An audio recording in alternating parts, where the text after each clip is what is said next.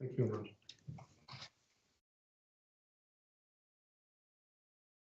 Just do a microphone test first. Oh yes, I can hear myself. That's fine. So, good morning, everybody, and very warm welcome to you all to the first proper meeting of the Transformation and Improvement Overview and Scrutiny Committee.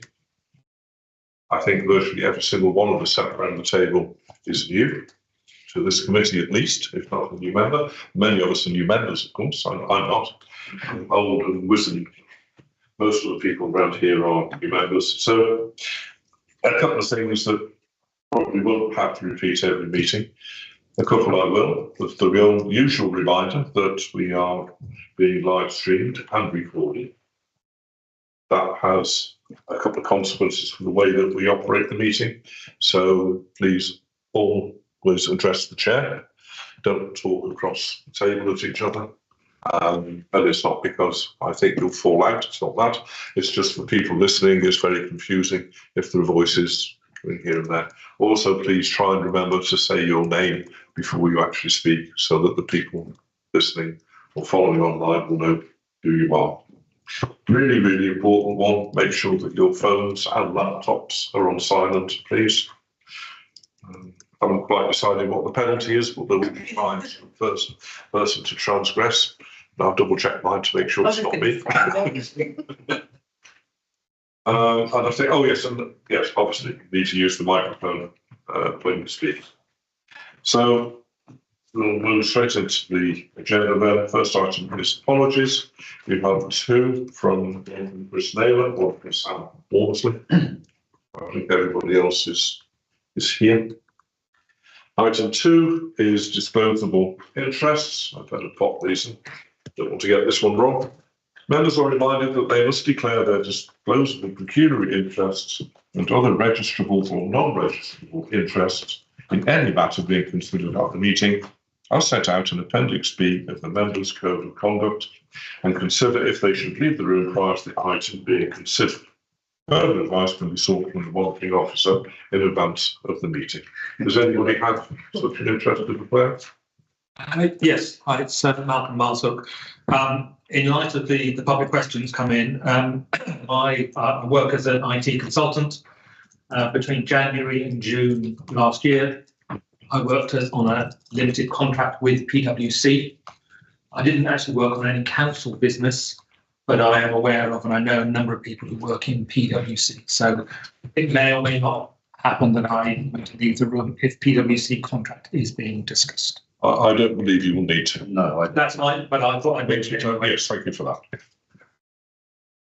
Okay. So first item of business minutes. There are two sets to approve. Minutes of the meeting held on the 11th of February. One held on the 22nd of May. The 22nd of May one's available. Yes, they were circulated. It says to follow. Oh, they were to follow, but everything that's marked to follow was circulated last week. Yeah. And it's all a bit academic anyway, because none of us were, well, Roger would have been, but in a different guise. So, are you happy with that? So was. Oh, yes. Yeah. Yes, Rosemary would have been, of course. Yeah. Are you content that I sign those? I am, yeah, happy to propose them. Yeah. Everybody happy? Second. Thank you. A second. And the second ones? Well, I'll move those because John seconds. Thank you. So I'll take us to 4 public question time. We have one question from John Palmer. Who's up at the end there, John. Please press the button on the right hand side and say your piece. Thank you, committee. Have all the committee diligently studied the PwC contract and been fully briefed by officers? Leader Heather Kidd stated in a 22nd of May Shropshire newsroom story that the new administration would, and I quote, stop using expensive consultants, close quote.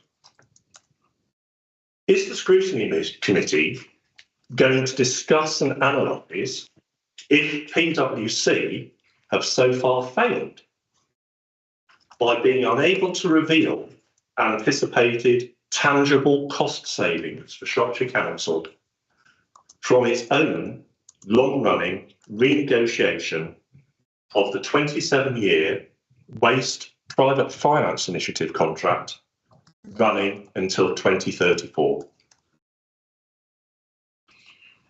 Thank you, John. Thank you for the question. The response to which is as follows. It is for members of scrutiny committees to decide upon and set their work programme. This is the first meeting of the Transformation and Improvement Overview and Scrutiny Committee, with new members recently appointed, and the work programme appears later on the agenda. This work programme may, if decided by members of the committee, include the areas referred to in the question. Thank you.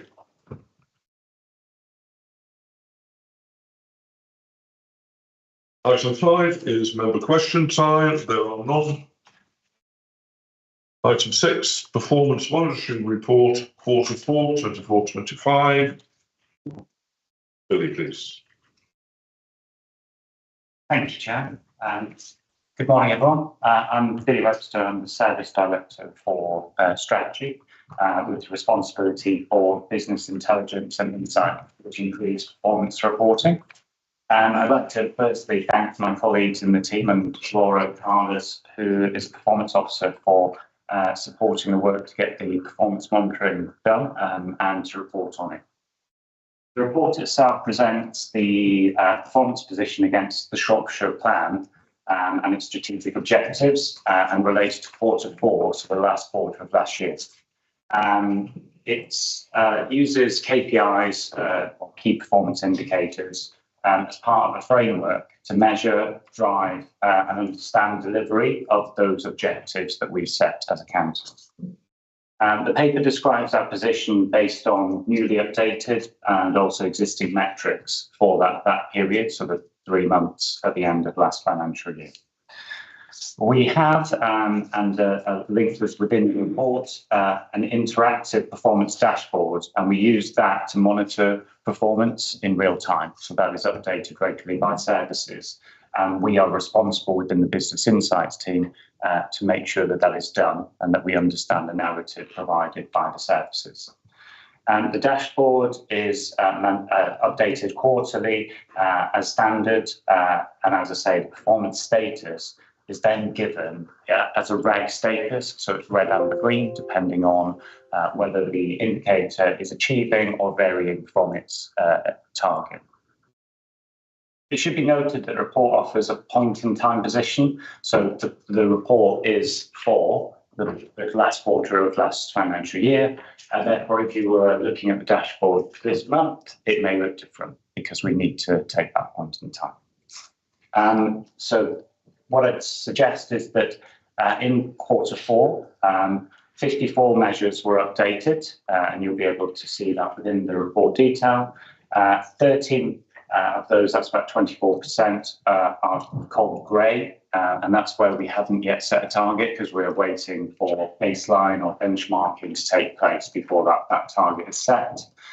Of the 41 that were newly reported KPIs, 53.7% or 22 KPIs were above their target, so they're categorised as green. We've got 14.6, and that's 6 KPIs that were indicated as similar, so that's where they're within the threshold.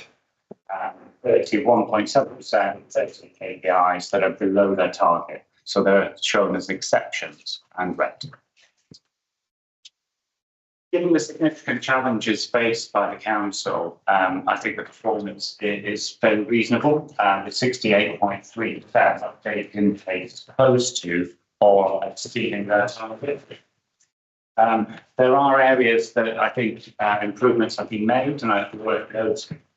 The first is where we look at the support of our community, so system-wide support, and that's HP32, has led to more adults receiving community-based services and therefore being less reliant on the council. We also have seen lower numbers of young people not in employment, education or training than the average across West Midlands and England, which is exceptionally good news. Our work to reduce our carbon footprint is progressing positively as we've generated more renewable energy than we had anticipated for that quarter. And the last point to note is that, our incredible staff have received more compliments in that last quarter and also much more in previous quarters and exceeded the target. So again, that's very positive news. There are a number, you will note, of exceptions, 13 in total. Some of the main areas of kind of interest are our target being exceeded or below target performance in educational and healthcare plans, which it has a target of being within 20 weeks. However, obviously, as with the councils across the country, we're exceeding demand much greater or feeling demand much greater than previously, and that continues to put pressure on us and other councils. But also in terms of the impact on recycling, just a note that our recycling rates are below target, and we need to monitor that against the impact of garden and green waste, because obviously that can be a knock-on impact between those two elements. So that's something for consideration. And it's clear as well to see that there are continued significant dissatisfaction with the state of our highways, and I think that was recently borne out in terms of feedback from the elections. And it is clear to see that our staff are facing significant pressure because we're having higher levels of sickness and turnover than targets would suggest, which means it's quite a difficult position that we're in, as you can understand. I'd like to remind the committee members that while the report comes from the Business Insights team, the details are all provided by services. So if there are any specific or targeted questions that you'd like me to look into, happy to take them away, but may not be able to address those today, given its the level of understanding within those services. I'll leave it there, Chair. Thank you. Thank you very much. Rosie. Thank you. Thanks for the report, Billy. It's always difficult, isn't it? As you just made that point, there's quite a lot that we might, as committee members, want to dig into. And I realise that you're the person who collates it all, really. So I'm going to ask these, and perhaps we can look at answers if they're possible. So looking at 4.7, the EHCPs. Yeah, did I hear you right that you said this is a good performance? No, sorry, this is an exception, yeah. Okay, yeah, it's very worrying, isn't it? There's a sentence in the second paragraph of 4.7. It is disappointing. So the decline in the timeliness of the EHCPs over the quarter is disappointing, but expected given the radical restructure to the team, leaving a circa 40% deficit in staff and inexperience of remaining staff. That is a really worrying sentence. It sounds like you may have given voluntary redundancy to experienced staff and now have an inexperienced team. It just sounds extremely disconcerting. So I don't know if that's something anyone can comment on. Yep. Good morning. Well, my name's Tony Miles. I'm the Director for Children's Social Care and Adult Social Care here at Shropshire Council. There was a variety of reasons why we had a reduction in staff during quarter four, not just down to VR, but from staff leaving the organisation. I can confirm to the committee today that we are now a fully staffed team in this team. I was talking to the chair of the People's Committee and suggested we put forward EHCP as part of their work programme for a future meeting to discuss. The trajectory for change looks like the recovery plan back to 50% by quarter three. So 50% is the England average, where we expect EHCPs to be done within 20 working days. We would aspire to be a lot higher than that here in Shropshire, but we are confident we're back to 50% by quarter three in this performance year. Yeah, I'm open back. Okay. Thank you for that, Tanya. Okay, and towards the end of that section, the penultimate paragraph, officers report to be motivated by the target setting. This has been in place since the 1st of April. So the writing of that paragraph is a bit unclear. So what's the target setting? Would you mind explaining that a little bit? So the target is 50%, but also to reduce our backlog. So we've got a new team in place who are going through a form of induction and support at the moment to ensure that they understand I guess for me, it's not just about the target. We know it's really important for families to have that EHCP done in time, because that then ensures that that child or young person is receiving that right form of support in their school environment. Yeah, totally. Thank you, next. Councillor Beverley Waite. Item 4.10, the recycling. You kind of said, yes, we haven't hit the target, which is correct, but to miss the target by 6% on what the first on Q3 to Q4, and then by 12% from Q2 to Q4 is very concerning, considering the environmental issue that will have. And to match it with the cost of the waste for garden waste, which we all knew would cause a problem because people are going to use their black bins, and the booking of the recycling centres, which was just a trial run and then has been removed. People have obviously not gone back to putting their waste where it should be. Is there any move to sort this out before it becomes even worse? Take that back to the service manager, but I do know that there are considerations ongoing about monitoring the two and taking action in terms of looking at how we promote kind of recycling and reminds people of what goes in which bin, etc. So yes, absolutely, but I will take that back for a full response. Thank you. Thank you. Ed, you got a question? Thank you, Chair. So Ed Bird, Sheffield South. So mentioned the increase in the number of EHCPs, which would cause a backlog with staff issues as well. And I wondered what the reason was for the increase, if it's a national issue. It's alluded to. Is it an increase in the number of applications, and does that filter it through into an actual proportional increase in the number of plans that are having to be formulated as well? Thank you.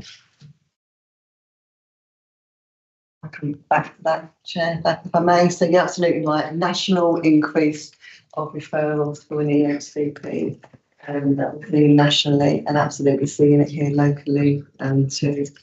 A lot of this is post-COVID, so post-COVID we're seeing more children and young people where school goes going in for an EHCP, as are their parents. But this is in the national context.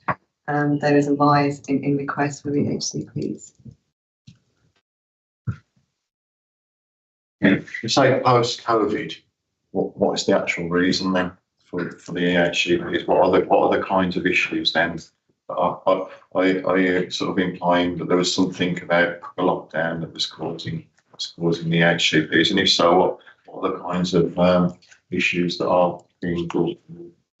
So it's been fair to say, and that's been reported, has it not, that for many of our children and young people, during when those schools were not receiving the children into their care, but also the isolation that some young people experienced, and for other good reasons, some of these children have struggled in the school environment over the last few years. Yes, it's a complex area, quite difficult to explain that in kind of a couple of minutes here, the transformation, but really happy to perhaps provide a more formal briefing to members in terms of the viability EHCP, and that's okay. Yeah. Good. Thank you very much. Councillor Julie Dean, I'll just say to begin with, I'm not a member of this committee, but as a group leader, I do try and attend, and I'll try not to abuse the chair by intervening too often. I just wanted to actually celebrate one of the positives. I think that the NEET figures look really good in terms of the achievements of young people not in employment, education, or training. You know, as a former college teacher, I know how tough that area is, so that's good to see. My question about that, and also the other positive, which is in terms of the shift towards community-based services, is, you know, how far do we think those are ongoing trends? Is there something that has shifted which will enable us to continue to improve in those two areas? Obviously useful in terms of the young people, but the big one in terms of moving towards community-based services, and avoiding social care is enormous for us, isn't it, in terms of our future as an organisation. So just wondering what it is that has helped that figure to improve, and is that something we can be confident to see further improvement in? I'll come back to that too, shall I? I'm glad I came along today. So in terms of community-based support, just to be really clear, that is around supporting people with care and support needs to live in their own home and not in residential or nursing care. And we have been reporting a steadily increase in supporting those people at home in the community. We're one of those top local authorities in the country where we're supporting more and more people to live their best lives at home and not go into residential or nursing care. But we know for some individuals with high levels of care and need, they will need to go into a residential or nursing care home, and Shropshire Council would support those individuals. So I would say, Councillor Dean, that it's a trajectory of increase. There will never be 100% because, as you'll all understand, there will be some people that will always need some form of nursing care. And I too celebrate our young people in education, employment and training. We've got some amazing colleges that actively support and track young people to ensure that they are in education and employment.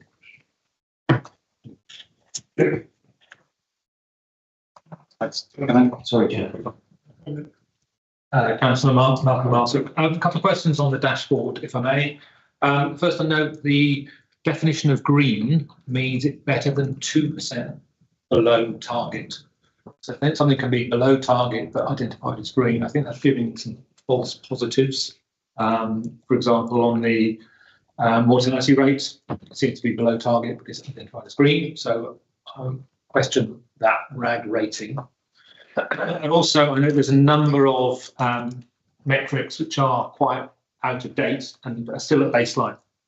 So, as an example, rural index of deprivation for health, the latest is over 5 years ago, 2020, and it's still at baseline. So, some of these should be addressed. If they're to add value, you need to be measuring them more frequently rather than just leaving it as a baseline figure, which one point makes no sense. Thank you. Thanks for the feedback. We're always happy to take feedback on the dashboard and how we approach performance. I think the RAG statuses are in existence, i.e. we have had them for some time, but we can always look at what those trends and what also the quantum are that we apportion. I think 2% was used simply because positive or minus, it's sometimes in roundings, but I take the point in some of those. The out-of-date data, you're right, we try and regularly monitor and update those. Some of them don't come from the council themselves, so some of them may be figures that we get from elsewhere, but I think a fair observation would be to make sure that we identify that in the reporting so that you're aware of that. So we'll take that away as something to improve for the next time. I'd just also like to go back to the last question, if I may, and just say that we've been doing an awful lot of work with engaging the community and voluntary sector over the last 24 months. And those instances are helping with some of the system-wide changes that we've been implementing across the transformation programme. And also we've been trying to work more closely with partners, obviously town and parish councils, etc. And I know that that's an ongoing commitment. So I think that our partnership working has kind of helped as well. And so if that continues, then we hope the trend of improvement in those areas will continue. Thank you. Yeah. Chair. So just regarding the B&B accommodation as well, that was also a good target there. Although there was some mitigation with the temporary accommodation that was opening January 2025. So a sort of similar question to the last one really, which was what's the underlying reason for this increase? Is it something that's projected to increase where families are seeking this emergency accommodation, and what is the nature of the type of issues that people are facing?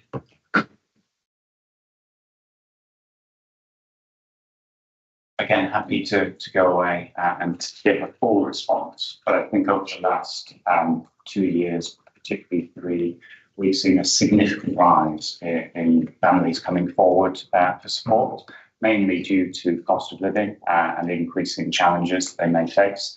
And the response to that is that we are trying to be proactive, as many councils are, to keep them in accommodation and not and stop them from becoming homeless. But when they do, I think what we're doing is supporting them. We've had several mitigation in terms of bringing new accommodation forward to support that in a more cost-effective way. And we've also seen a trend, a downward trend, so that support being helpful to keep people from being homeless. But I get a full response from the service manager for you. But as I say, the trend has been an increased demand, but actually our trend to respond to that has been very positive over the last 24 months and can be evidenced through the stats. Thank you. Can you just add a follow on there, Chair, on this? May I just follow on? Just a quick follow-up question as well. Just with given the trend as well, have we got any plans in place for additional temporary accommodation as well to meet the needs?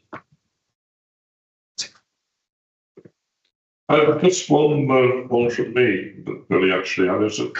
The recommendation is that we know progress to date in achieving the outcomes, confirm that the KPIs currently agreed to remain the same as Q1 for 25-26, and thereafter be aligned to the refresh of the TSB 25-26. Who actually is responsible for deciding what those KPIs are going to be? Is it us or is it somebody else?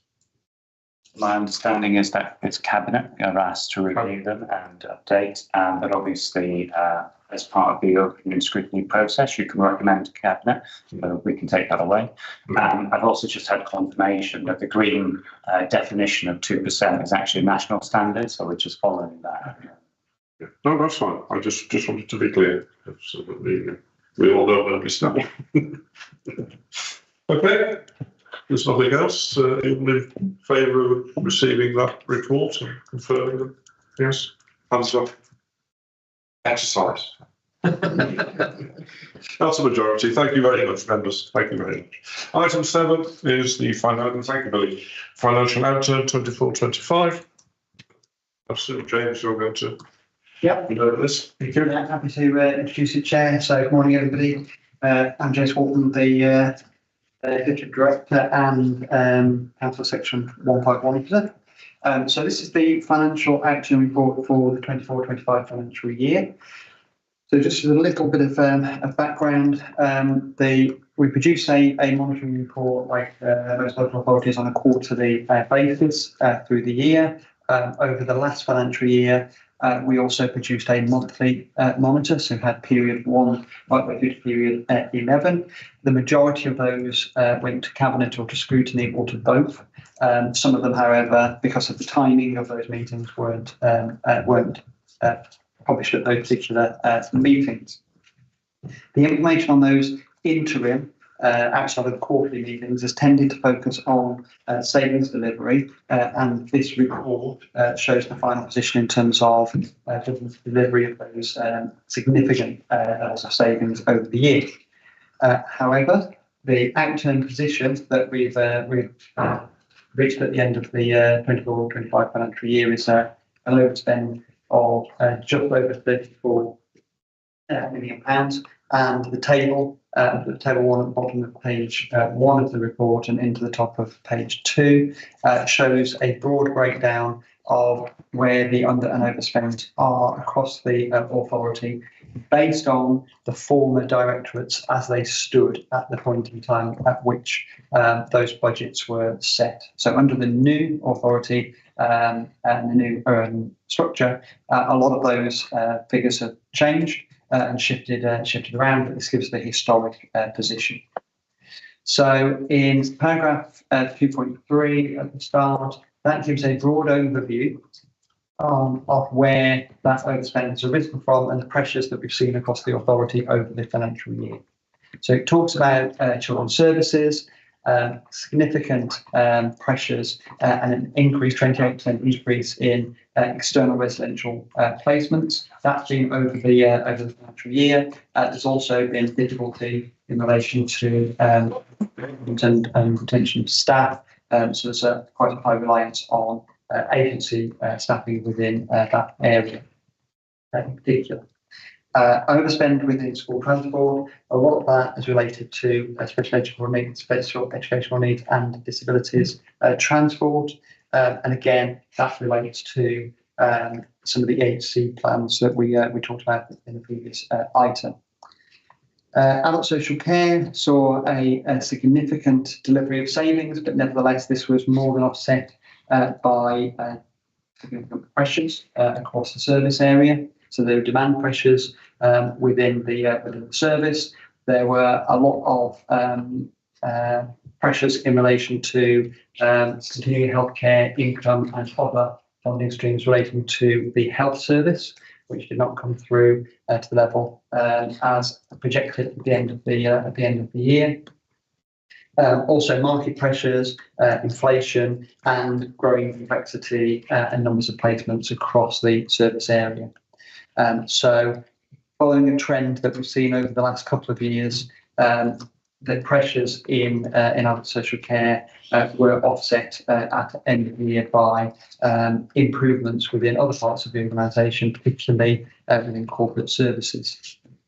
The former Place Directorate that flagged across the year savings that would not be or could not be delivered, or where there were difficulty in delivering those savings plans. So that resulted in an overspend of around about 15 million, the majority of that relating to undelivered savings. And then, as mentioned before, corporate budgets. This is a separate area of the council. It strips out all of the areas that aren't directly applicable to service areas and puts that all in one place. Because we have lots of one-off grants and other specific grants that can then all sit within the corporate area, so it actually sits there as a negative budget. Nevertheless, at the end of the year, we saw some high levels of Section 31 grants come through. So these are a way that the government can fund local authorities. They do a number of reconciliations at the end of the year, and several of those were favourable in terms of those reconciliations. We also saw positive outcomes in relation to treasury management. So this is in the level of returns making on the council's cash. And there were a couple of earmark reserves as well that could be freed up at year end. So all of those then produced a large underspend in the corporate section, which partly offset the overspends in other service areas. The final part of that paragraph talks about the dedicated schools grant. So there was a £15 million overspend in relation to that area. That takes that cumulative position from around about £2 million at the end of the previous year to now nearly £18 million in 24-25, and we're expecting that to continue to grow over the 25-26 financial year. The DSG deficit doesn't actually impact on the council's bottom line because there is a statutory override in place at the moment, which basically means that overspend, that big negative, gets carried forward on the balance sheet and doesn't impact on the council's financing. Ultimately, taking that to one side, our bottom line review is to ensure that any overspend that we have is containable within the council's general fund balance. This is the funding specifically set aside to cover the overspend at year end. The £34.2 million is containable within that general fund balance as it stood at the 1st of April 2024, leaving us with a balance at the end of March 2025 of just over £4.8 million. That's carried forward into 25-26, to which a contribution is being made so that we can look at the 25-26 position and ensure that we can deliver a balanced and legal position by the end of the financial year. And that's picked up in a later report on period one, later on the agenda.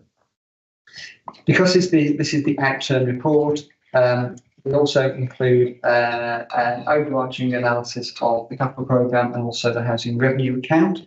So those are there, and I've taken questions on those. In terms of the appendices, Appendix 1 then includes a detailed breakdown of every service area and information relating to the makeup and breakdown of unders and overspends using a red, amber, green, yellow analysis throughout. And then there were various analyses in the other appendices which demonstrate how the position at the end of the year has arisen, where there have been shifts around in terms of the budget, because as I said at the start, the structure reflects the previous structure of the council, but it doesn't reflect the structure as at the 1st of April, because there were changes made throughout the year due to restructures within the senior staff across that area.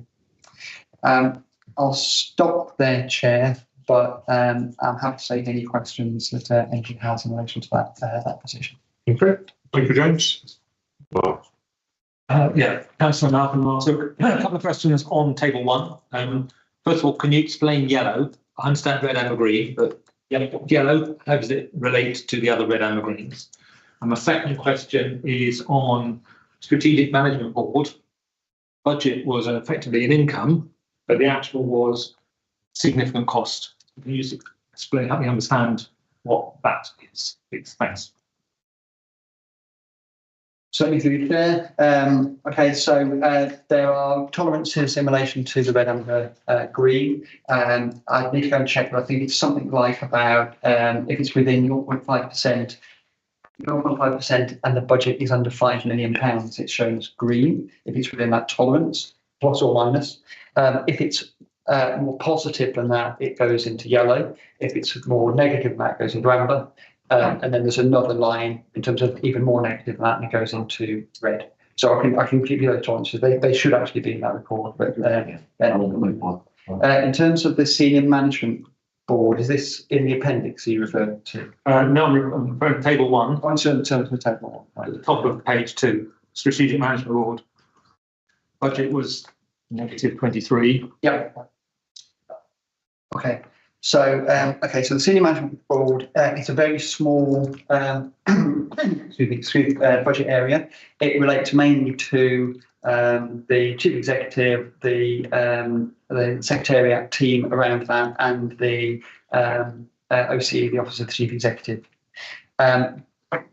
Those costs are either recharged out across other parts of the organisation. And it's the same reason why the Resources Directorate, for example, has a budget of only 3.7, because the majority of those those costs are charged out to other parts of the organisation. So that brings that net cost down significantly anyway. But there are then a number of grants that flow into that area that the Chief Executive has direct responsibility over. So that brings it into a negative in terms of the budget. There were a number of savings areas that were also parked against that, which were corporate-wide but held by the Chief Executive. So any non-delivery against the savings target then shows as an overspend. So the majority of that 295 overspend will be non-delivery of a particular saving area, but which the negative is sat in the budget. That makes sense. It does. Yeah, thank you. Okay. Thank you very much, Chair. Councillor Bird again. So thank you for the report. Thank you for the detail there. My concern is just there are so many areas that have failed to achieve cuts and have overspent. And I wondered, if it was a couple of particular areas, it would be more easy to manage. So I'm wondering just what was the issue there, that the initial budgets were not set properly in the first place, or is it due to the planned cuts not being made, and it has subsequently going over budget? And just with regard to the HCPs that you mentioned again, I think more information is required because that refers to transport. And that's a different reason to to one that was given for the increase in EHCPs in previous questions. So just coming back to the point again, is it that the budgets are not initially not enough? Is it that you haven't made sufficient cuts? And what's your view for the outturn for the next 12 months? Yeah, yeah. I mean that is the point. That you've hit the nail on the head there in terms of the concerns that we have in terms of our financial position. So without going into great detail, every year when we set the budget, we look at our overall resource levels and look at our projected spend levels, and our resources that come from council tax and from government grants fundamentally, with the business rates in there as well. But those they don't change year on year by any marker that has any resemblance to what is driving the costs. So if you look particularly at the cost drivers within a local authority, they are fundamentally demand pressures, particularly within adults and children's social care. And the number of adults and children presenting themselves over the year and the increase in year on that has no correlation to how many banding properties that we have in Shropshire. So that is going to change. So every year we find ourselves with a situation where we project how much expenditure we think we're going to need for the next financial year. So we look at the demand pressures, particularly within adults and children, we look at inflationary pressures within the market, and we profile all of that and identify where we think the level of funding needs to go in those areas. We then look at the resources that we have available, and they never add up. So at that point, we then have some decisions to take in terms of how do we bring those two into balance, because it is illegal for us to say there is a gap and we can't fund it. So we have to find a way of funding it. We are restricted in the level of council tax increases that we can make. So we take that to the maximum that we can, 4.9%. That brings the gap down by £10 million roughly. So that brings that down. We then look at so if we take adult social care as an example, we could take a number of areas. As one example, we would project forward where we think that expenditure would need to be over the year. We look at the available budget, and then we ask ourselves, right, are there things that we can do to mitigate some of that demand? So are there interventions that we can take that stop some of that growth happening? Can we stop people coming into the system? Can we provide other forms of care which may provide better outcomes actually, but are certainly more which are cheaper to provide? So we look at those areas and try and identify how much we can mitigate that demand as well. So that's what we did first of all. What the outcome report shows is that those measures are actually working well. We're able to mitigate those where we possibly can to the level that we have. However, that's not enough, and we then have to find other savings. So when we set the budget for the 24-25 financial year, we looked across the board and said we need to do some reconfiguration of the organisation. We need to look at staffing costs, we need to look at third-party spend in terms of contract costs, and we need to look at income generation. And all of those three areas need to be maximised and absolutely maximised to get that gap down as far as we possibly can. What we identified quite quickly was that some of those cost reductions, savings, cuts, stopping of services, or whatever it might be, can't happen quickly enough. So what you're seeing is some plans that originally were identified as we can deliver this within perhaps 6 months, 8 months, 12 months, have actually become these are deliverable over a 2-year period. So there are scattered throughout the report. You'll see, particularly in the appendix, it will say corporate savings not achieved. These were levels of savings apportioned, which related to reducing staff, related to renegotiating contracts, or related to increasing income. So quick examples of any of those we can pick up on, but we've talked about voluntary redundancy. So voluntary redundancy, people have said they're willing to leave. There's been a cost associated with that, the cost of redundancy. somebody leaving on the 31st of March delivers no saving whatsoever in the 24-25 financial year, but it delivers a full year saving in 25-26. So we have to factor that in. So that counts as non-delivery of a saving in 24-25. But actually, it has been income generation. So as you'll all be aware, we introduced the charging for garden waste on the 1st of November, as it turned out. So 1st November meant that the £4 million of income that was generated, only 5 months of that could be counted within the financial year. So again, delivered a £4 million target for the year, but in the 20, we've only been able to find results of that. And there were all sorts of factors in between and within and without of all of those things that I've said. So it's a complex picture, and any area can be picked on and looked at, and we can provide the explanation. But in terms of the overall picture, it's not that the budget was wrong. The budget has to be what the budget has to be. The funding is definitely wrong. We don't have enough funding to cover the levels of services that we are seeing, but that's not something that we have any jurisdiction over as a local authority. We have to work within the resources that we have. We've set a budget, and therefore we've had to set very, very challenging savings targets across those areas, some of which are spread out over 2 financial years. So the use of the general fund balance, we've managed to contain the level of non-delivery in last year within that reserve. So that means we can then function going into the current year 25-26. In the current year, so to finish off in relation to your question, in the current year, we have the same problem. We've had to make more savings. Now, the majority of the savings that we're making in the current financial year are the 2-year overhang from last year. There's only 7.7 million of new savings in the current year. I say only, 7.7 is a lot of money, but it's tiny compared to what we've had to do over the last couple of years. And then on top of that, we've still nevertheless had to mitigate the demand growth into adults and children's by another £11 million. So again, those services quite reasonably should have another £11 million, but are having to find ways to mitigate that just to try and bring our budget into balance.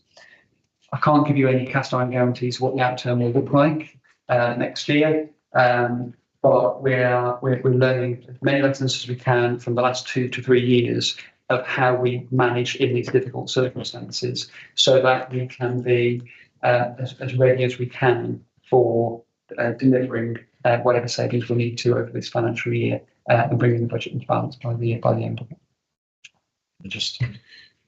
Thank you very much indeed for that very thorough answer. I do appreciate that. I just have a couple of minor sort of questions then. So, there's some lag on the cuts, which is, it's not reflecting the previous figures. It's good for this year. So, proportionally, then, the savings that you're having to make this year, is that reduced due to that lag? And then the other question is, obviously, I think hopefully everyone understands the pressure with especially adult social care costs, etc. What sort of wiggle room or what amount of non-statutory spend do we have as roughly as a percentage that we could put? What services do we offer? Yeah. But we could still cut to help fund the things that are statutory. Thank you very much. My chair, so if I take those in reverse, statutory discretionary question is always an interesting one. There are, I think, 7,000 lines of statute that define what we deliver or not deliver in terms of services, and every one of those has to be interpreted. So in terms of what proportion do we deliver of statutory and non-statutory, it's really difficult. It's pretty much impossible to state what that is. The easy answer is to say everything we deliver is through some statutory function everywhere. So in a sense, everything is statutory. But of course, there are discretions within that. Even when you get down to children's services, where you'd say that is entirely statutory service, there are still discretions. There are things that we spend money on, which are about early help is a preventative piece of work, we are not statutorily bound to have to provide that. And even when we do have a statutory duty, we're not statutorily bound to necessarily deliver it at the level that we do. What we have to try and do is to spend the money in the areas that we think that will deliver us the best benefit, or at least reduce the cost coming somewhere down the line somewhere else. So it's really difficult to be able to say where and when we can reduce costs. However, the thing I would say is that, and forgive me because this is something that was put forward by the previous leader, but it's actually a very helpful kind of analogy. And roughly speaking, because we spend £4 out of every £5 on social care with doubts for children's, and 50p, and this is pretty much the figures, 50p of that £5 is then spent on the Veolia contract through waste. That leaves 50p everything else. We'll just take one area of there, which is highways, and you go, right, so literally we've only got that 10% of the entire budget we can spend on that. On top of that, you've got planning, you've got culture, you've got all of the things that actually people see and feel. It becomes really, really difficult to then take those costs out. So in terms of the budget available for all of those discretionary services, we're talking about very, very little. And the truth is, we could take all of those costs out and it wouldn't be enough to fund the growth, the initial calculation for growth with adults and children's. That's just the way it works. So there's a bit of a debate in terms of, well, should we take all of those services out then? Because even if we do, that's not the end of it. And taking those services out has a massive impact on what Shropshire is about, what we're here for and what we're here to do as a local authority. And there are always within those implications in terms of statutory minimums that we have to apply to, discretion that we need to work to, but then also the risk of challenge. Members may not agree to those, the risk of judicial review. There are all sorts of things that then force us to then have to continue to deliver those services, regardless of whether they're statutory or discretionary. So in terms of the wriggle room, we have very, very little wriggle room, unfortunately. In terms of your first question and the lags in the cuts, the majority of the way to think about it is the money was taken out of the budget last year. The money was in the budget gone, and then what we need to do is bring our spending down to that level. So there are no additional budget cuts relating to that. It's just those are still gone. That money's still gone, but our spending levels haven't come down to that level. When we looked at the 24-25 budget, we were waiting for the government settlement. The government settlement was not particularly helpful because we lost Raw Service Delivery Grant, which cost us £9 million. There were some compensations in other ways, but overall, our core spending power increased by, which is the marker that every authority works to. What's your core spending power and how has it changed from one year to the next? Our core spending power from last year increased by £13 million. That's the headline. That 13 million, 12.9 million is funded by the increase in council tax. So overall, the government funding that came in was minimal. Because we have made all of we identified the cuts and taken those out of the budget in 24-25, that did two things. One, it meant that we could put money into the general fund balance, which meant if we had to spread that or if we had non-delivery, we had a fallback, we had that money in the general fund balance. And it meant we didn't have to then make bigger cuts in year two. And because we didn't have to make bigger cuts in year two, and because when we reviewed the settlement, we ended up with a balance of 7.7 million, which was the savings to be made. So they are significantly lower, but they're only significantly lower because we took £50.4 million out the year before, significantly out the year after. We've taken the big amounts out. It's not much left to go. Thank you, Jay. Roger. Thank you, Chairman. Can I put a little bit of different slant on it? If one goes to page 25 of items of this item, you'll see there Appendix 3, update on delivery of 24-25 savings proposals. The previous council, and this isn't political, it's all statements there, of the £90 million that was supposed to have been saved this last year, 47.2 million was saved, 42 million is rolled forward into this year. And to this year, the budget that was agreed by the council, as it was in February, says there's £60 million that's got to be saved this year. £60 million. Some of it rolled over from last year into this year, and some new ones where the executive director was saying, if one looks down that pages there on some of the savings reference and descriptions, you'll see that some have been now rolled forward. It was originally going to be £2 million, for example, and for this year, it is now said it's going to be zero, because it just is not practical to deliver it.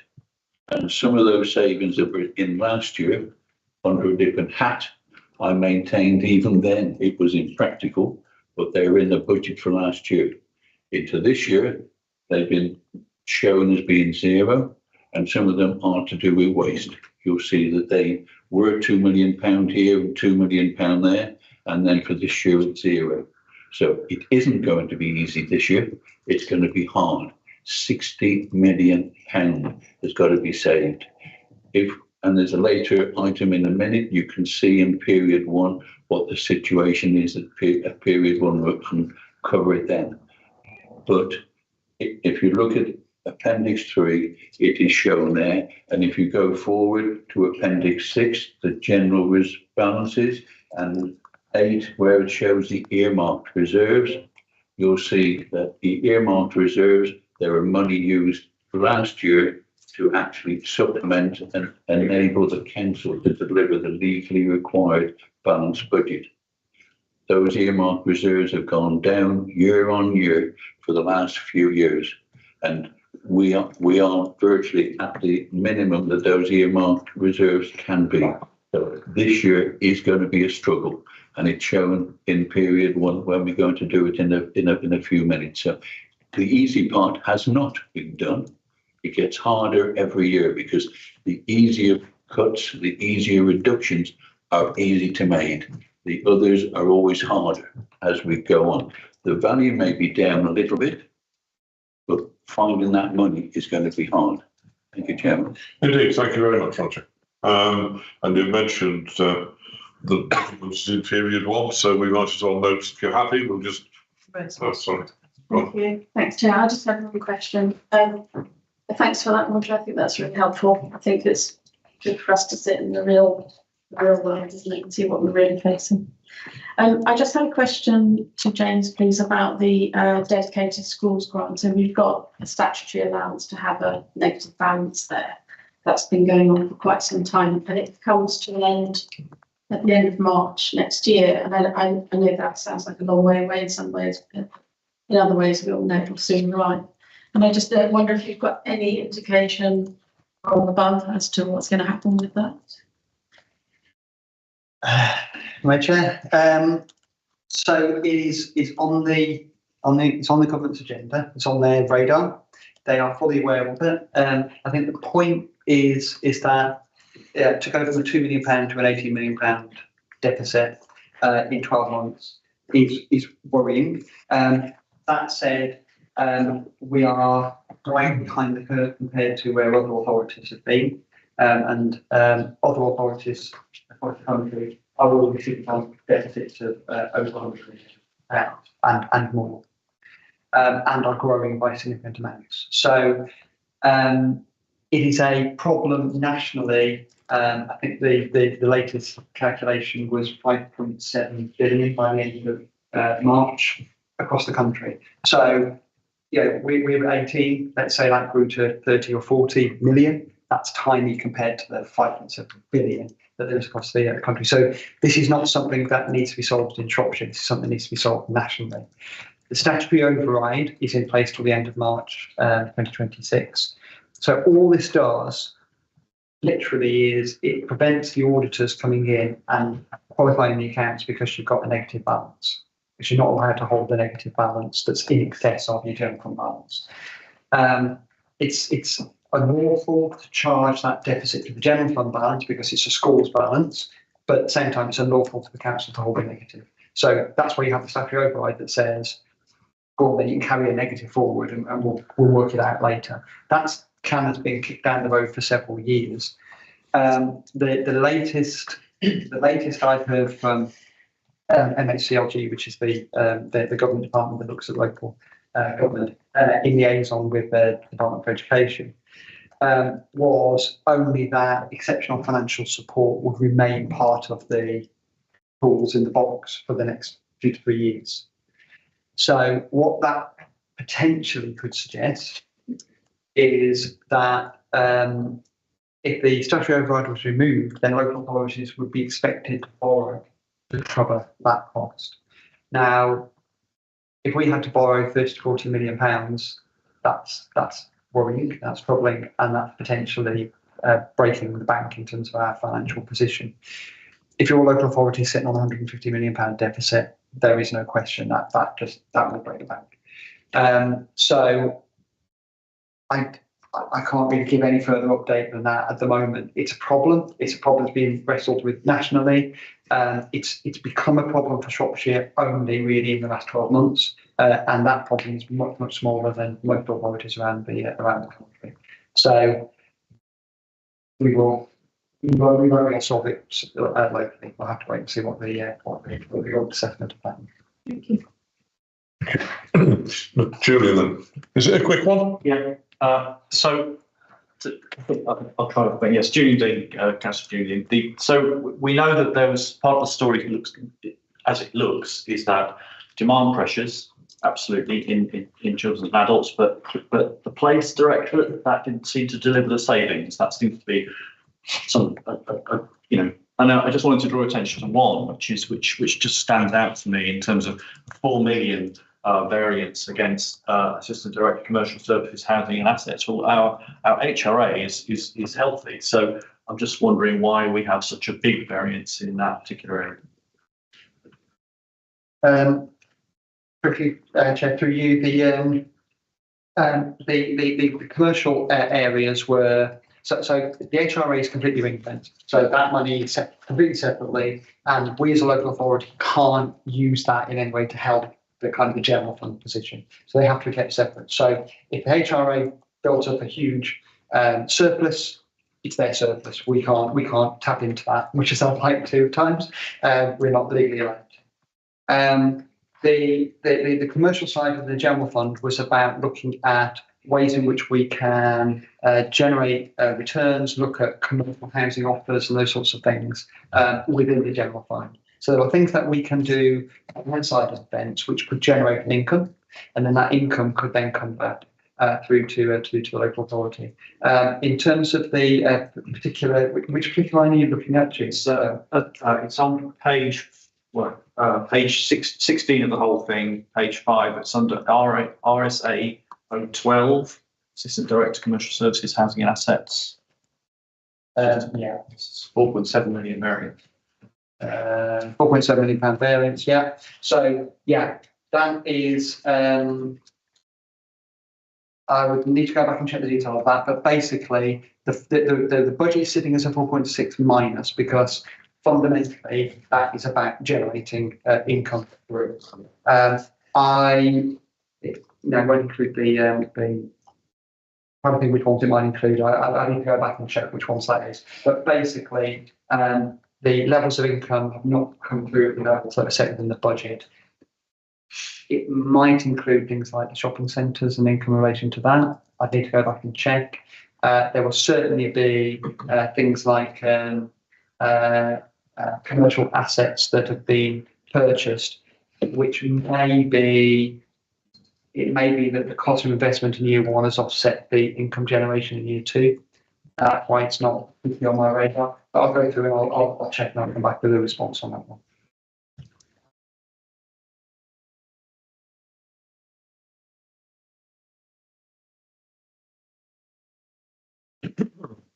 Okay. Right, we will note that. There's nothing we can do about the historic. This won't come as a surprise to officers because I've already started the conversation with them. It's my view that the routine that's been followed for the last couple of years is not particularly helpful. It's not a very productive use of our time. Doing this as we are for less than 48 hours before the cabinet meet, it's not enough time to absorb the amount of information that's before us and to be able to respond effectively to the cabinet. So we are looking at a different way of working in the future. So it's likely that what we've done this morning won't be repeated. It may have to be in September. It depends how quickly we can move things around. But I just wanted you to know that we can be doing better. We ought to be looking closer at the savings and why they're not being secured. We ought to be looking more specifically at some of the areas that are consistently overspending. And I'm not pointing fingers at anybody. I'm not going to name any areas, but we know that we are facing serious problems in some particular areas. And I think it will be far more useful and far more helpful for the council as a whole if we concentrated more on that than the sort of discussions or information that's coming forward this morning. And that's not to say it hasn't been worthwhile and useful, because it has. I just think that we ought to be adding value to what goes on in the council. And at the moment, we're not. We're passive rather than active. And historically, we've been very passive rather than active. And it's time we moved on, because more of the same, and we've all said it, more of the same won't solve the issues that confront us. And they are very, very big, very, very serious issues. And Roger knows even better than I. But that's a nice little link take us on to item 8, which is period 1. Thank you, Chair. Okay, so as I mentioned in the previous items in the introduction, we now produce a monitor on a monthly basis and start with period 1. This is quite unusual. Most authorities across the country will produce quarterly and may consider producing a period 2, but very, very few produce a period 1, and there's a very good reason for that. But there's a very good reason why we're producing it this time, and we did the same last year. So, from a quarterly point of view, if we produce a monitor at the end of the first quarter, that's at the end of June. That means that by the end of July, early August is when that monitoring report is produced. There are no cabinets to sit over August, so then we get into September, and the cabinet is usually sort of midway to halfway, 3/4 of the way through September. So the first position that you would get in terms of what the financial position of the authority looking like would be in September, which is very, very late, considering all the things we've just talked about in terms of the outturn from last year. Period 1 is at the end of April. Now, at the end of April, we have only 1 month of data. We only have 1 month of information that's gone through the system. And a lot of that information is very, very cloudy, because we're actually focusing on closing down the 24-25 position of producing the outturn report. So all of the focus for the finance team, but also from budget holders to a great extent, is on looking at are there accruals, are there pieces of income or expenditure that are sat in the current year that relate back to the old year? And so your focus is this right for last year? There is very little focus on, is this right for current year? And what we've asked people to do is to look at that information at the first period, the first month, and then use that as a basis for projecting over the next 12 months. So it's very, very high level. It's very short report, considering it's a financial report. There's very little detail within it. But what it's showing is that overarching position, and are we at a point where we are looking at a positive legal outturn position or not? Now, the truth of the matter is that even if this monitoring report was showing a position whereby there was no overspend, it was not containable within available reserves, that wouldn't automatically be a trigger to say, right, well, in that case, we've got an illegal position because it's so early in the year. Nevertheless, what the period one report is showing is that our general fund balance would be at around about £394,000 by the end of the year. So the thing to take from that is if there is a positive general fund balance at the end of the year, it's only £394,000 in the positive. If it's positive, then we are in a legal position. So it's incredibly tight, but even at period one, helpfully, it's showing that that tight position is just the right size where it needs to be. So as Roger mentioned earlier, we can't get away from the fact that although this savings delivery specifically identified for 25-26 is only 7.7 million. On top of that, we have £11 million worth of demand mitigation across adults and children's.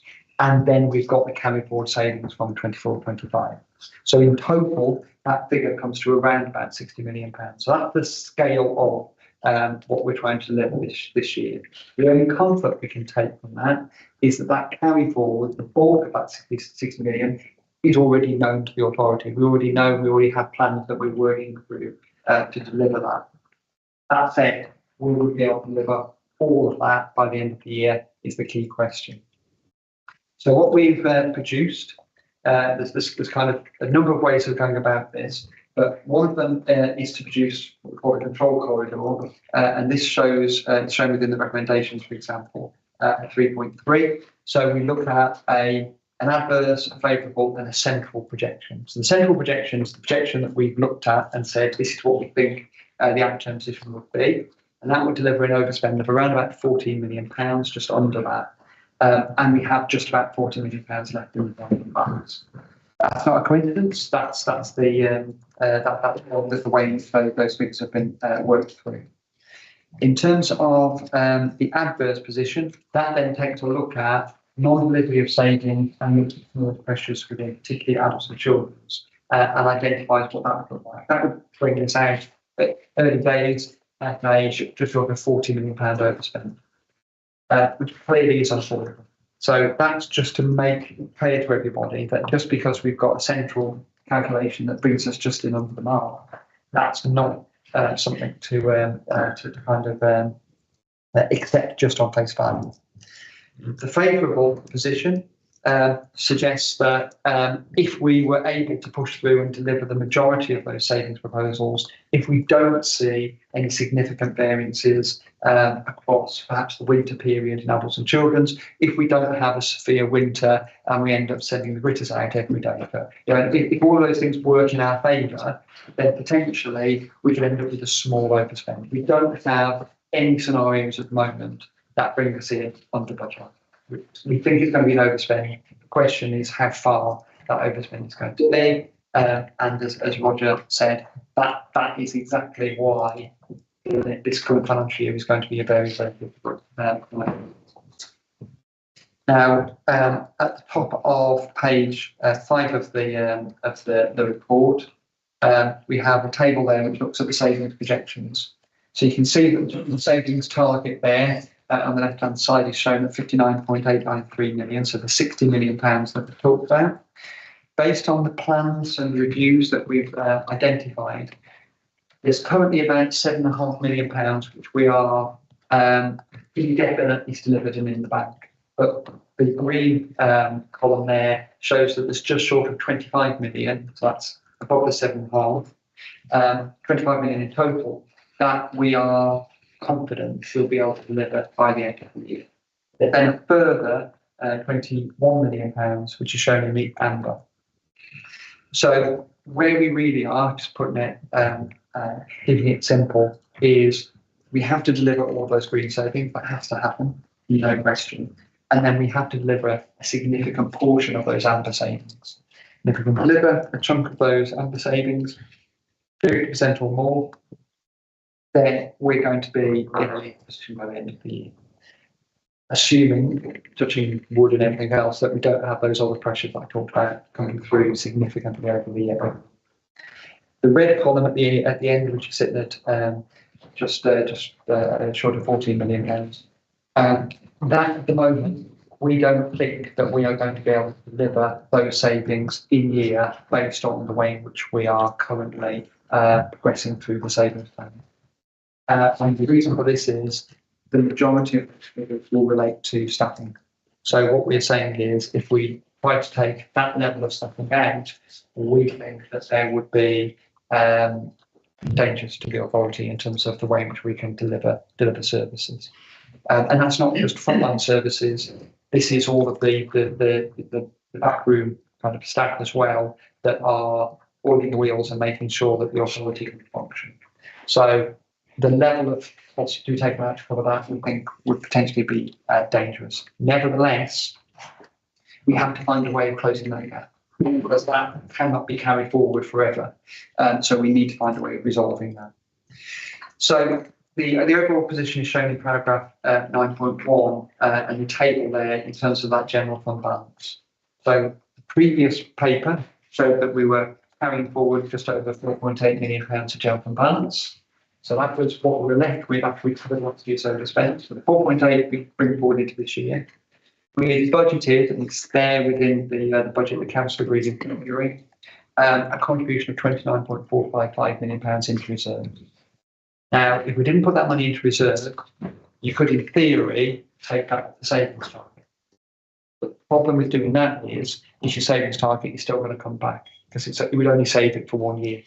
So we've tried to front load it as far as possibly can to give us the longest running that we can.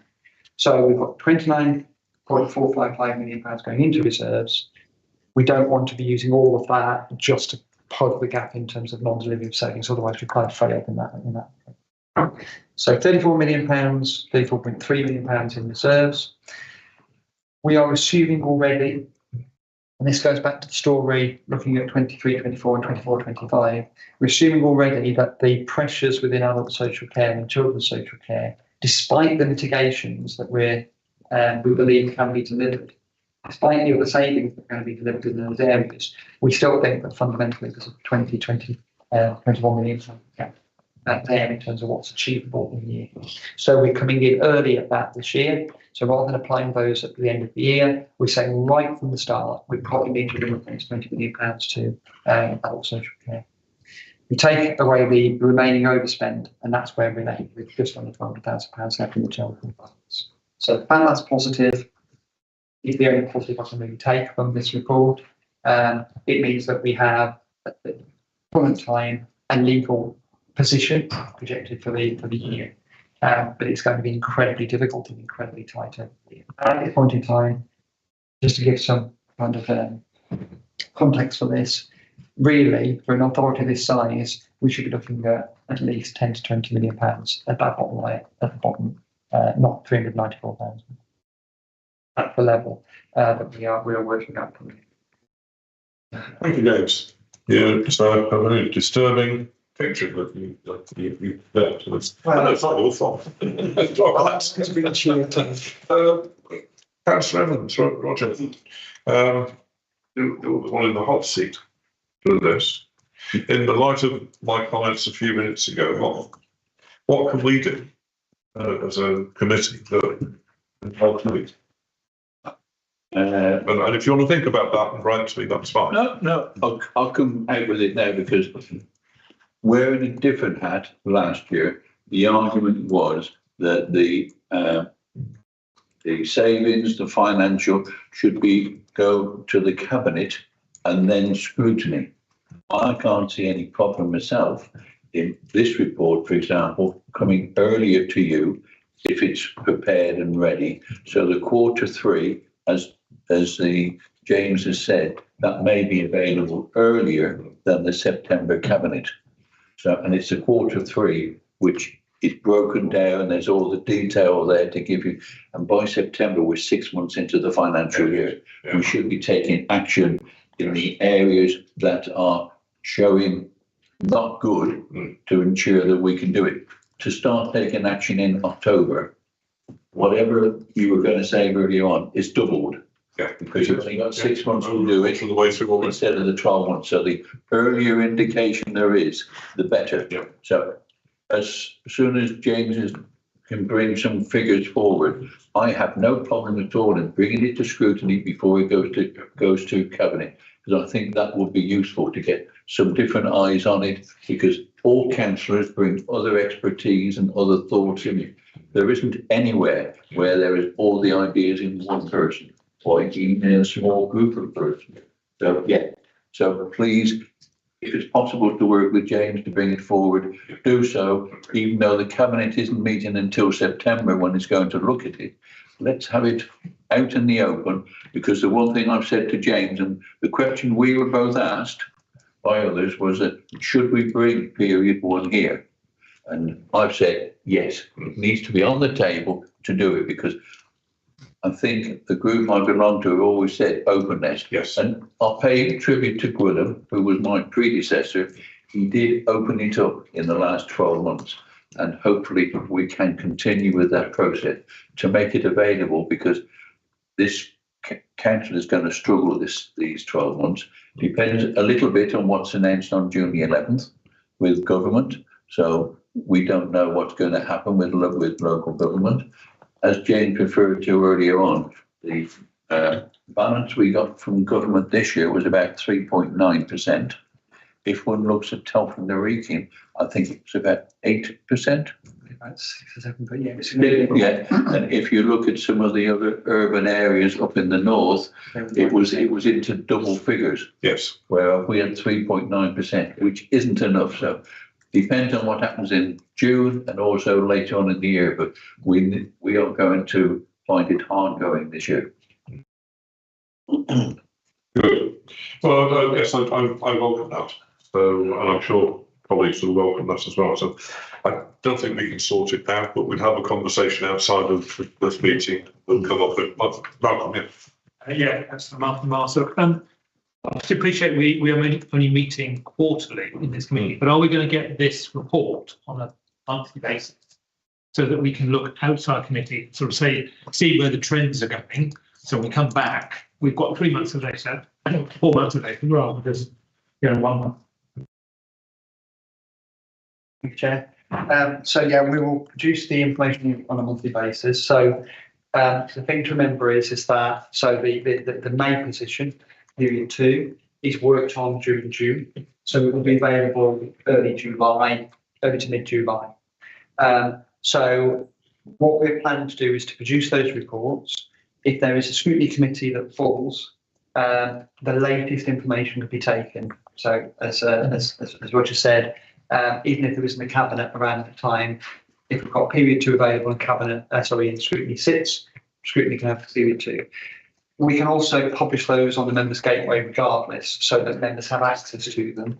And we'll produce those as soon as possibly can. What I will get together is a timetable, so we clear the kind of the format dates that those will be available by, and then it's up to scrutiny in terms of how they want to manage that. Tom Johnson, the council's scrutiny manager, statutory scrutiny officer. It's just sort of build on what James what's just been said.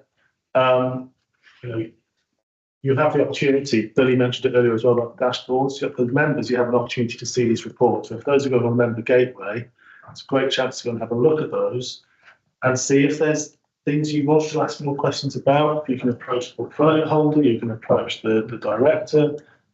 If you still have the questions there, you can approach the chair, bring them to the committee. We're going to do work programming later. If you as a committee set that work programme, but you have the opportunity to draw on those and look and identify the opportunities that you want to follow to help contribute to how the council is going to address it, which is pretty much what Roger's just intimated. So I would definitely encourage, as those become available, if you haven't got the committee meeting, because your next meeting is on the 8th of September, so you have a chance possibly to see those reports if they're coming out soon to the gateway, to come forward and ask those questions beforehand. So maybe Roger and James can attend the meeting with the right directors, portfolio holders and others to be able to have that conversation with you. Thank you. Very much, Lord Chair. Councillor Burship and so. So I appreciate what you said, Councillor Evans. I think I I agree, we should be transparent, and I think I appreciate the work that officers have done in making data more easily accessible to members, and that we should be regularly reviewing, as you mentioned, monthly ourselves. What we want to be avoiding is gotchas in meetings and making people feel uncomfortable. I think after the discussions today, everyone appreciates there are larger factors here at play than any particular member or officer can deal with, and really we need to work together to try and ensure that we're providing the sometimes often life-saving services within our budget. I just wanted to ask, with regards to employer national insurance increases, what impact that's had on the council's budget as well, and just going back to we made earlier on about where there are non-statutory services and should we still be doing them. If I could make a recommendation to Cabinet, the answer would be no, we should not, and we should let the private sector take over those areas. If there is a requirement for them and a demand for them, the private sector will supply it. And one final thing, which, just referring to the previous administration, without being political, one thing that I don't think they did very well was actually communicate to the public. And we have this issue, I'm sure you've all faced it when you talk to members of the public, and not understanding really the constraints and the pressures, and that we are actually able to deliver some good services. If you look at some of the Ofsted reports we've had some good Ofsted reports, which is a credit, and all sides of the council have mentioned that in the past and praised the work of the staff. And I think that another recommendation to Cabinet would be to try and look at our communication strategy as well, to set the expectations of the public that we are providing a good service at the moment, and hopefully we'll continue to do so. And just trying to explain, some of the constraints. I know, for example, the green waste, that was quite controversial, but it's generated 4 million of revenue, which has been vital. And people initially are antagonistic about that, but my feeling as I walked around is people understand that as well now, they come to terms with it. So it is about communicating the rationale behind these things. Thank you very much. Thank you. Yes. Anybody else want to? Sorry, John, yes. But some of these things we can't look at, like the ring fencing of education. We can't look at that. No point, because some provision we can't cut that budget in any way, shape or form. So what I'd like is to know exactly where we can look at. Like we've got the, as you just said, the waste contract for doing the recycling of garden waste. But next year we meant to be coming out with food waste. How are we going to deliver that? That's going to cost a few million, I should think, to help us deliver that. That is something that we need to look at. But at the same time, I'd like to see what is ring fenced, so we don't go off on tangent and look at those things which we can't look at because they're ring fenced. But then I want to look at the things that we can look at, like the Veolia contract. You just said 50p in every who goes to Veolia. Hold on, wasn't there a break clause within that contract saying, well, hold on, if it's going to be this much when it was first taken out, we have a 5-year break clause. Was any of that put in? I don't think it was it? Which is just crazy in any word of life. But even so, if I look at it realistically, I still want to know which one we should be looking at and not just going off in a tangent, if that makes sense. Yes, thank you. Well, most of that actually will come to item 10, the work programme. Because there are some decisions that we have to make there. I think we've inherited a schedule which probably didn't anticipate the situation that we're in, and so we're probably better off coming up with our own. And I have a few ideas, and I no doubt you do. But we've got another item to get through first. Ed. I appreciate the time. Look, I did actually ask a question as well within there. It was around the employer national insurance contribution impact of that. Thank you. Thank you. So, national insurance contributions, the initial calculations around the impact on Shropshire Council directly was in the order of, I think from memory, just over £3 million. The funding that was provided through through government funding, £2.5 million. So it was, so in terms of the cost to the council, that was pretty much balanced off with some shortfall. The bigger issue is the national insurance employers' contribution rates on the providers that we use, and they're particularly within children's so adult social care. So what we've had to do is look to manage that market and look at the increases that we've put in place in relation to that, and we're having to very closely monitor that, because obviously from their point of view they would be asking the question, can we have more funding for this? And from our point of view, we're saying we have no additional funding for that. So therefore, we're having to balance that off. That is the reasons why we are concerned about the pressures within adults this particular financial year. Not the only reason, that's one of the additional reasons. We're not going to see that probably coming through properly for a while. We need to sort of wait for that to hit and see what that looks like. So the problem is, the message there is, there isn't something that we've got to cover that. It's going to be a difficult negotiation. Okay, I think thank you all for that. That's a promising start, I think, for our first meeting, to recognise that we need to change the way that we work, do something about that.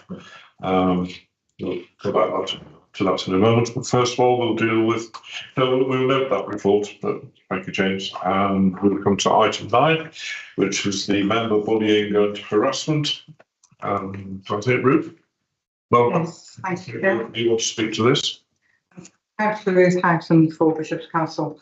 I'm here to present the report of the member bullying and harassment task and finish group, as I was elected to be the chair on that. And this is a piece of work that was commissioned by the Transformation and Improvement Scrutiny Committee of the previous administration last year. So, and the purpose was to understand some of the challenges faced by members in carrying out their role with Shropshire councillors. And at this point, I would really like to thank officers in legal and scrutiny officers for their help and guidance on this, which has been perhaps a little more complex than we anticipated, with a range of different views. So the Task and Finish group met a number of times over the past year to consider what we could look at and what plans could be put in place to support those members who may have experienced bullying and harassment, recognising that while many members won't experience issues such as this, it was nonetheless vital to know how to provide appropriate support should incidents occur. So those who came forward, I'd really like to thank those councillors, many of whom are not in Shropshire Council now, but many came forward with evidence and shared some really very personal and powerful stories, which I think is probably fair to say many of us in the room weren't aware that they were experiencing sort of harassment. I think we probably agree on that. We were quite disturbed to hear of some of the issues that members were facing. So the insight was really valuable in helping us to understand the extent and the nature of the problem, and in guiding us towards the recommendations that were outlined in this report. So the report, take to have read, details the work that we did, including our findings, and importantly, includes a protocol and flow chart, which is now on the member gateway for reference and guidance for all elected members. With the imminent council elections, we're very keen to implement that and share that flow chart as soon as possible, because we knew that potentially would-be councillors, candidates could experience difficulties during their campaigning efforts and on the doorstep. So we made sure that protocol and flow chart was readily accessible, and groups were encouraged to share it with their candidates as we went through the election. So I'm therefore asking the Transformation and Improvement Committee today to endorse the recommendations in the report and agree to a review of these on a regular basis so that we make sure that any learning is captured and that these recommendations remain relevant and appropriate moving forward. And one of the possible actions is that we relink and get back in touch with our police colleagues who were very helpful during this process to see if there have been any wider national issues that they've picked up or experienced that we may need to include into the protocol. Chair. Thank you. So I think it's a very, very good piece of work that's been done, actually. I read through it again last night before I sort of did everything else. I took it as the first item I was going to read, and I was very impressed with it. Really, a lot of work has gone on, very important work. I think it's an area that really has been hidden from view for far too long. So I think those of us who've been around for quite some time, we've had quite a few tales we could tell about things that have gone on in the past that probably shouldn't have done. And more so around election time, of course, that you expect a little bit of that. But it's election time. But sometimes I've not had an awful lot in that respect, but I know colleagues who have, and it is really very distressing for them. So thank you for that. Members, Julian? Thank you. And first of all, I'd just like to thank Ruth for chairing that task and finish group, which I joined. It was a good experience. So thank you for your work on that. I just want, and I endorse all these recommendations. Just one point, which is on the flow chart. So at the moment, the sort of under the first dotted line, immediately following the incident, we are advised to email effectively 5 different people. I just wonder if now that we have a single point of contact for members, whether that team can be alerted to that heading, which is alert member safety incident alert, and we just send it to that one point of contact, because it feels risky trying to that 5 people have to pick this up and coordinate between them. So I just wanted to bring that to people's attention. Otherwise, I'm very pleased to support this. Yeah, Ruth McDonald. Ruth, I just want to say thank you for chairing this, and to the officers who supported it. I did sit on it a little while instead of Kevin Pardy, who was taken ill during the committee's task and finish. Let's say. Just a couple of things I wanted to add to it. We didn't get down to defining the fact that it's clear in the research and other publications that are out there that these the issues faced are predominantly more for female councillors or female politicians, and we don't really address that in the report. And the other thing I wanted to do was just to flag up, there's a brilliant piece of research done by University of Birmingham with the 21st Century Councillor. It's just been refreshed and it's got an awful lot in there, which I think would be helpful for councillors. Perhaps it's not necessarily dependent to this report, but perhaps we should be telling councillors about that generally. It helps summarise what the task is and also what those risks and the challenges are. Thank you for the work. Could I come back on the first? What? Could I come back on the first? Julian's. Julian, just come back on your point. I don't think we've expressed it very well. So the theory was that you would come to me in the first instance if I'm not available around, or if I'm not available. So we probably made that clear. Okay. The idea was really to give you a contact point who would then be responsible for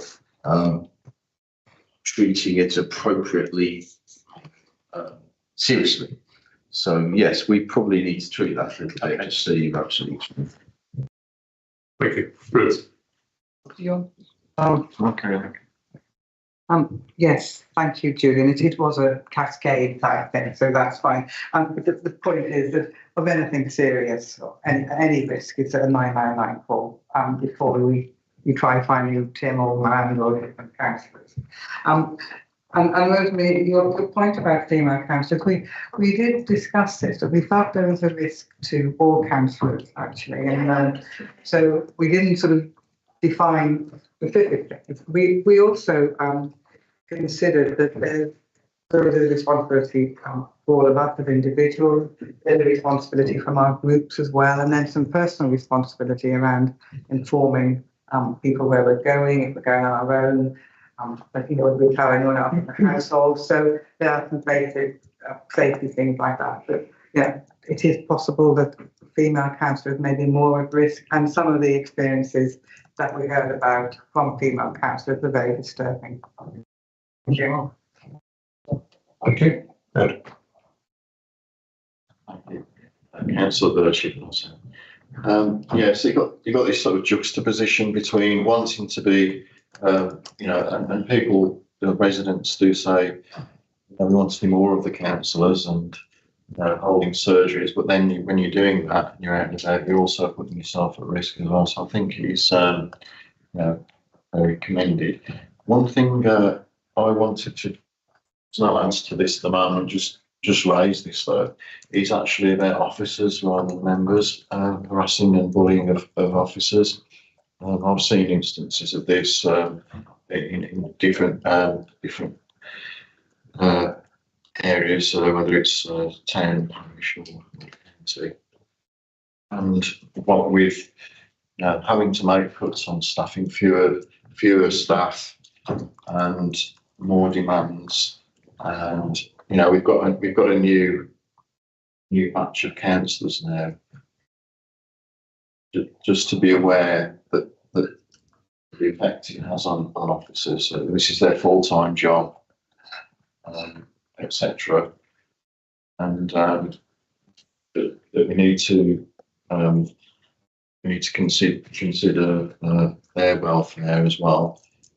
And I do wonder actually what effect some of the barrage of emails and so forth has on them. And just referring to one of the previous agenda points with rates of sickness and absence amongst staff is higher than average or higher than planned, and what proportion of those are due to issues and dealing with members of the public and also councillors as well.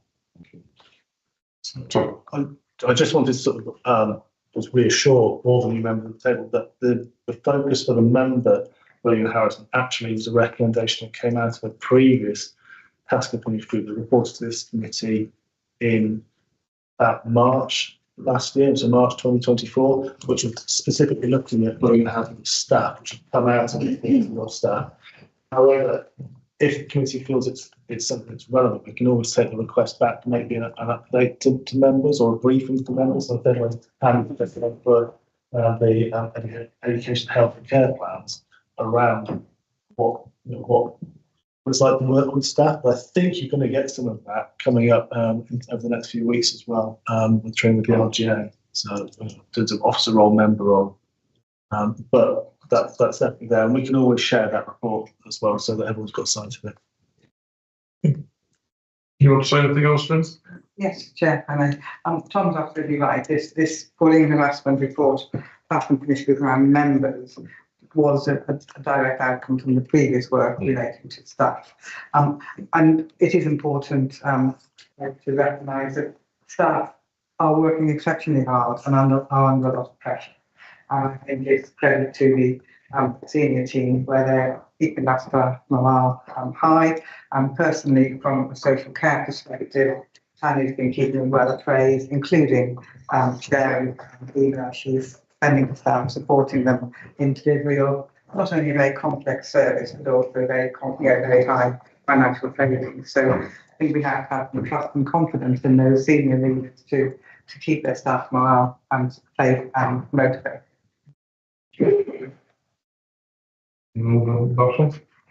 Recommendation is that we support the policy. Are you happy to do so?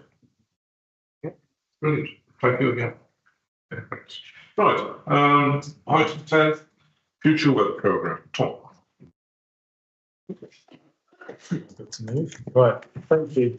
So we kind of touched on this a little bit before, and those of you who have enjoyed the scrutiny training so far will have heard me talk about the work programme for the scrutiny committees. So the work programmes are set or reviewed on an ongoing basis, so you'll find that the work programme is on your agenda at each committee meeting. We do try and start out the year with an 80-20 view. So as much as we possibly can, we can get to the 80% of your work programme confirmed so that officers know what's coming up and in what time frame. For this committee, the chair alluded to it earlier, there are a number of items which have been almost standing items on the agenda. So there's nearly every quarter there's a performance report. Every quarter there's a quarterly finance report. Plus, as has been alluded to earlier as well, the P1, period 2, whichever relevant period reports are most available as well would be included within that. There's an opportunity for you as the committee to set your work programme and cover off the points that you want to get in that. So if you want to, as a committee, as the chair said, change the way you receive those reports and how you look at them, you can do that. Equally, this committee has had the occasional investigation, like the one that Ruth has chaired, in terms of looking at the man-bullying harassment.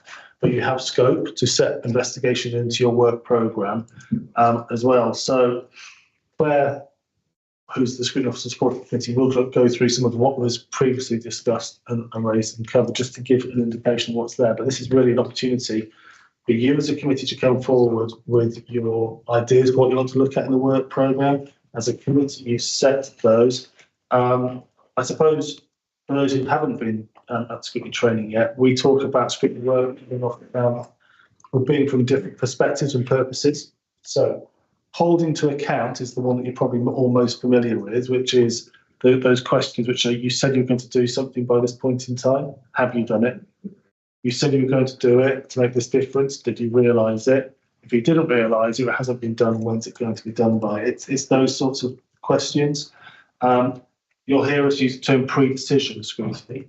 So pre-decision scrutiny means that as a committee, you're able to do a piece of work which allows you to do an investigate or commission a piece of work for the task and finish group, which allows you to carry out an investigation and come up with those evidence-based recommendations, which can be then shared to the decision maker, most commonly cabinet, with the idea that that evidence-based recommendation is taken into account as the decision's made, so it allows you the influence over the decision making. Or you can have policy development and review, which can be a bit like pre-decision, but it might be that you think there's a policy which needs to be looked at because there's evidence that you've seen, you think it will benefit from being updated, or there's a gap. So you do that work and then you present that into the decision makers on the policy as well. So there's a number of different ways in terms of how scrutiny can go about completing its work. But I guess at this stage, you set the work programme. You need to be, as you set it, clear on the topic, the objectives, and the impact you want to have.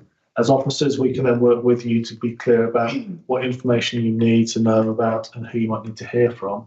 But it's just having that sense of clarity about what's there and what's coming up. And the chair's said it before, he's used the term added value. I always tend to use the term impact.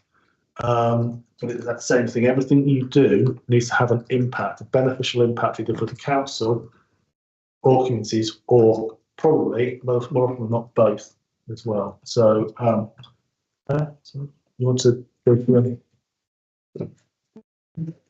Okay. Yeah. So hopefully you will have all received the summary that I've sent round of what the last 2 years of Transformation Improvement Committee meetings, a little précis about each meeting and the things that were discussed, which in the main have been the performance of the finance reports, the sort of standing items that we have. But there have been a couple of task and finish groups among those. And also as a second item alongside that summary with some suggested topics.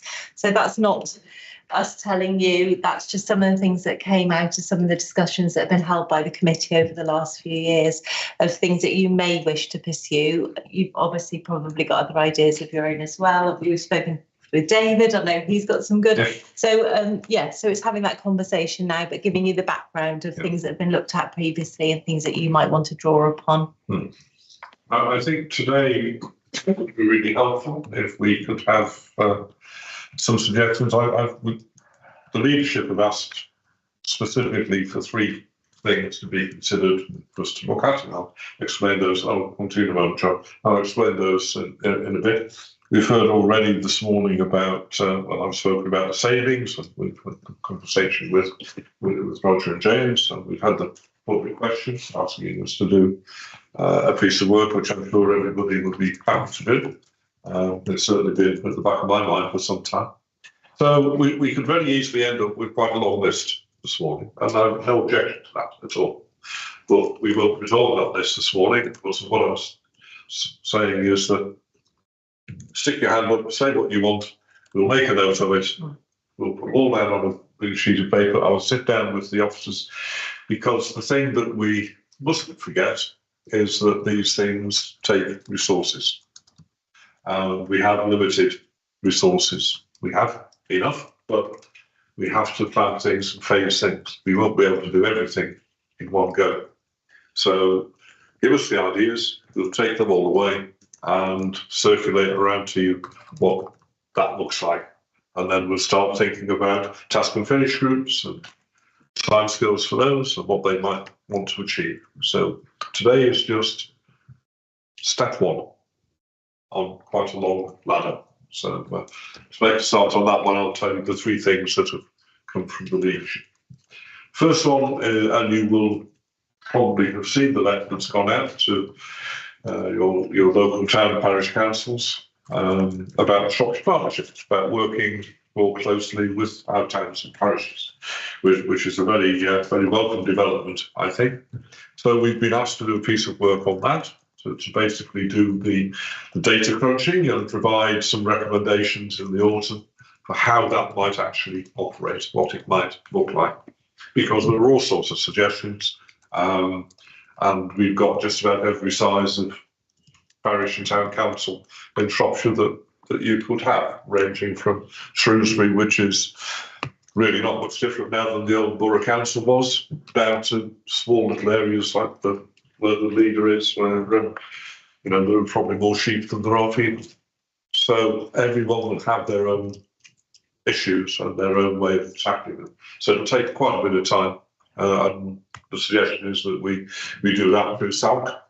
And there's already some preliminary discussions have gone on there. And I think I've been asked to go to speak to them sometime in September. So there's that one. There is the issue of scrutiny itself, because the feeling amongst the leadership is that it hasn't really consistently delivered the sort of improvements that we think ought to be coming. Tom's mentioned this business about helping to develop policy. That was never really an issue for it in the past, but the administration thinks it's a very important thing. So they've asked us to have a look at the way scrutiny works. Have we got too many? Can we do it differently? Can we make it more effective? That sort of thing.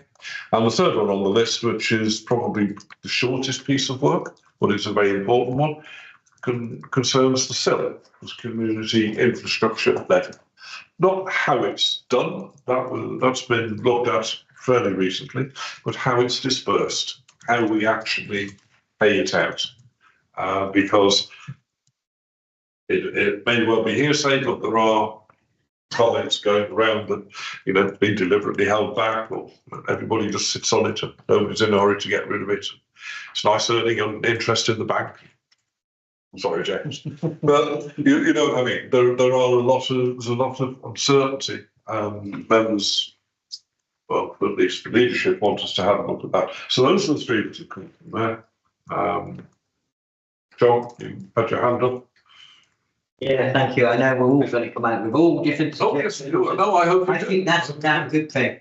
And the thing is, then we can look, see which ones are easier to deliver than what are the harder ones to deliver. Yeah. But the one that I think that most people in the whole of Shropshire really want us to look at is bus services on a Sunday.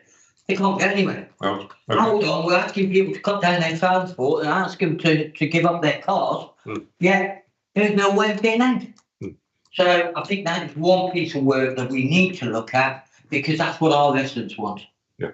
So I've got loads I could talk about, but I think just one. No, that's fine. We'll put transport on the list. That's fine. Thank you. Rosemary.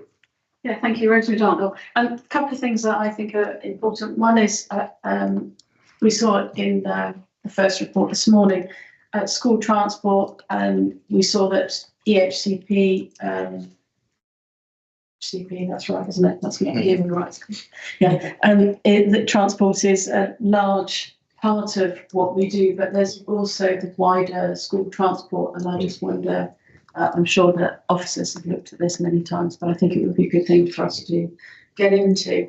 And then I think also understanding where we are with waste of all kinds. I think Councillor Bird mentioned earlier, there was an imperative to save money, and there was money saved last year with the implementation of the green waste charge. Yeah. We saw again in a previous report that that's not without its consequences. And I think we've got imperatives on us, generally a need to be better at waste, to be having less waste, to be recycling more of what we have, but less overall, and all those kinds of imperatives, plus government requirements of what we've got to do in the near future. So I do fear that we've gone down a bit of a cul-de-sac in our waste refuse policies. And I think looking at that in a wider way would be really helpful to the council. Good. Okay. So, Ed. Thank you again. So, I think some of the leadership's recommendations are quite good actually, especially the one with regards to working with local parish and town councils. We've got an issue at the moment where I'm from Shifnal, where we'd actually like to take control, and I'm hoping there's some commonality in terms of policy there with localisation and the Lib Dems and maybe other groups where we can take away some of these what might be seen as for Shropshire Council as smaller issues, were actually quite major issues in the local towns and parishes in terms of green space maintenance, the town centres and village centres themselves, and looking after those, because those are the things that people see day to day, and it's more easy to report those and hopefully more agile in terms of getting them done as well. The other thing I would suggest is quality rather than quantity, and therefore looking at where we can have the biggest impact. And I think we've already seen today adult and children's services are key in terms of the type of problems that the council are having to deal with, but also the budget. The budget in terms of just the size of the budget is going to be one of the biggest areas for the council. It's the biggest area for the council, and that's maybe some way that we could look at assessing. You know, when we're looking at this is a list of issues where we can have the biggest impact and the biggest problems. Looking at the previous ones, AI is massive, you know, in all sectors, and something that may help staff save them a lot of time. It saves me a lot of time in my job. And I've used it today actually for this meeting, is using AI and whether staff have had training and can they get more training, and have we got an AI strategy, because it will save them a lot of time if all the staff can use AI properly, and any other digital transformation that may be able to be undertaken. Thank you very much. Thank you. Dawn. I'd like to say that I'm very supportive of the Shropshire Partnership and the need to improve how we work with our town and parish councils. It's something I've already been speaking to mine about.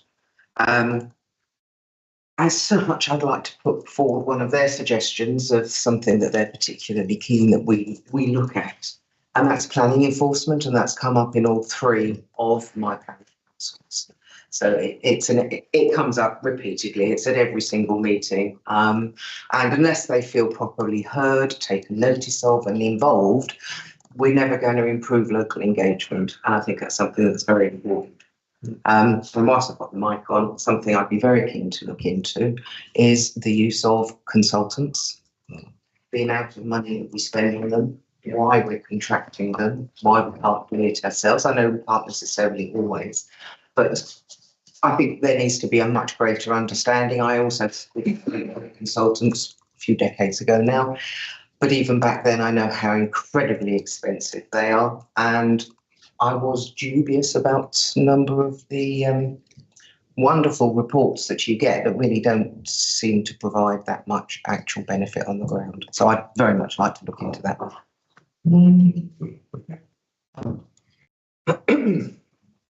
That's it for now. And I'm not saying, by the way, that the ones that are not going to get done. This is additional things to consider. Okay.